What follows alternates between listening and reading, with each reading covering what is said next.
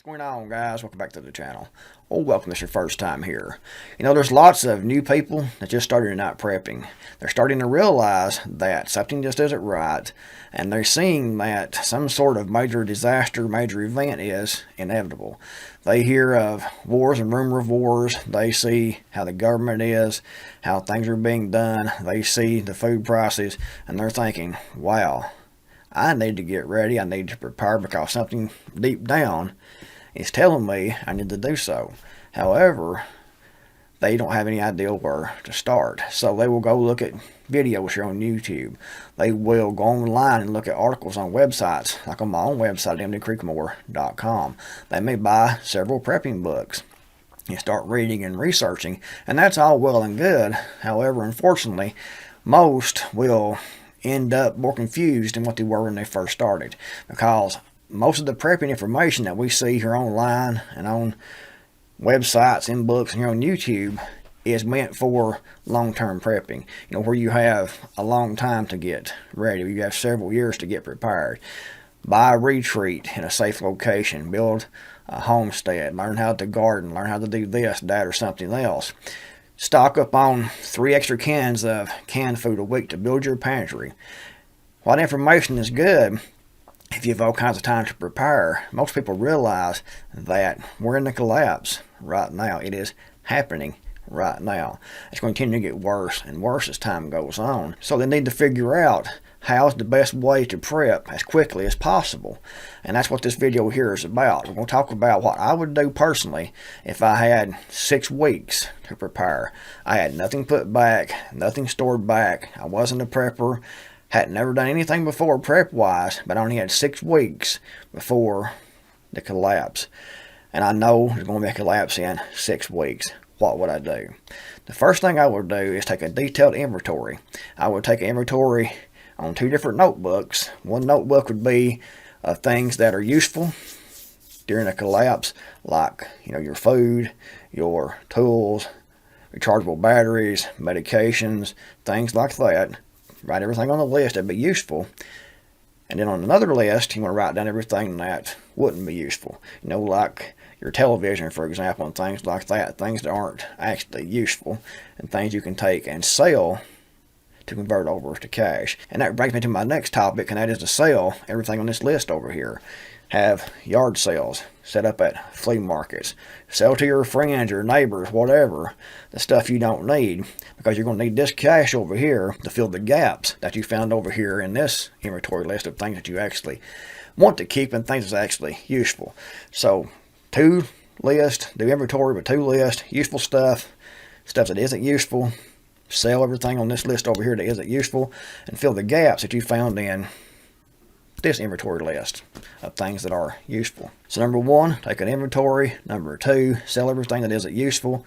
Number 3, get your cash out of the banks. This isn't financial advice. This is just what I would do personally if I knew a major disaster was going to happen in 6 weeks.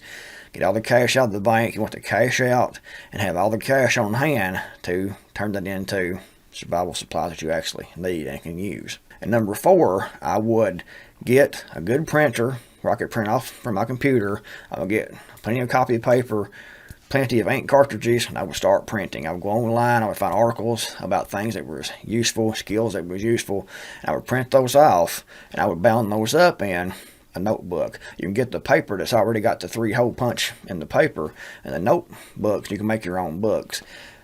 Run off copies of articles on cooking, food storage, raising chickens, medical, defense, whatever you can find that you think is useful and pertinent to your situation. Run copies of that off and put that information in those folders, because the internet is going to go down. Grid's going to go down in 6 weeks. So you need to have that in hard copies. And you can go, you know, online and buy books like mine, and they have great information, but you can also find a lot of information online for free and print that off and put that in those binders rather cheaply. And number 5, I would stock up on as much food as I possibly could. Canned goods, stuff like peanut butter, flour, cornmeal, salt, sugar, oats, honey, anything that has a good shelf life that doesn't need to be refrigerated and that you normally eat buy that in bulk. Buy all the food you can with the money you made selling the stuff you don't need and cashing everything out of your bank account. Take that money, buy all the food you can possibly buy, stack it to the rafters, put it under the bed, put it in the closet, stack it out your house, but get everything you can food-wise and stockpile that. Number 6, I would try to figure out how to stockpile any needed medications. You might go to the doctor and try to talk to them to get extra medications on your prescription and things like that. Get everything filled that you can. Try to find alternatives to prescription medication that you have to have. And you might be able to find some alternatives you can take if you can't get the prescription meds stockpiled. And it's actually kind of hard to do because the doctors want to keep you coming back for these visits every 3 months. So you only usually get, a 3-month supply, but you can try talking to your doctor to see what you can do, see if you can get some extra put back. If you have some prescriptions that need to be filled, go and get those filled up now. Try to figure out any alternatives that you can take to stockpile, herbs and things like that you might be able to replace those prescriptions with. Again, this isn't medical advice or anything like that. This is just what I would do personally. And number 7, I would do everything I could to harden my home. Secure your windows, secure your doors. You might want to get a dog to let you know when someone's on your property. You might want to put in an alarm system, driveway alerts and things like that to run off of batteries and solar. Anything you can figure out where you are. Different people have different needs, different situations, but try to figure out how you can make your home where you live more secure. Make your doors more difficult to break through, your windows more difficult to break through and to get through into your home. You want to have early warning devices and things like that, but figure out everything you can do to add more security to your home because theft is going to go up. Home invasions are going to go up. We know that will happen, and we have 6 months to get ready for that. So focus a lot on your security. Do some reading, do some research, look online, and try to figure out everything you can do to harden your home, harden those doors, and to make where you are as safe as you possibly can for your family. You also want to run drills with your family. If someone's trying to break in through this door, what will you do? Where should you all go? How should you all set up to defend yourself? What kind of escape route do you have?